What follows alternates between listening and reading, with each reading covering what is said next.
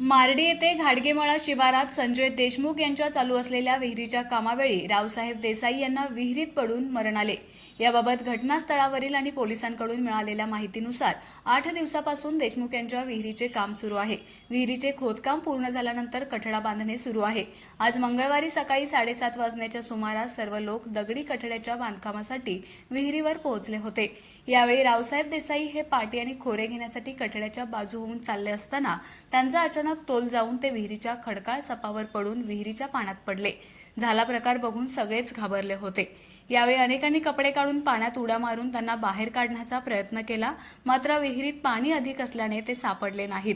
याबाबत पोलीस पाटील आप्पासाहेब गायकवाड यांनी तात्काळ पोलिसांशी संपर्क साधला। विहिरीचे मालक संजय देशमुख यांनी दहिवडी पोलिसात खबर दिली। पोलीस घटनास्थळी पोहोचल्यानंतर गावातील काही तरुणांच्या मदतीने मृत शरीर बाहेर काढण्यात आले। याबाबतची नोंद दहिवडी पोलिसात झाली असून अधिक तपास सुरू आहे।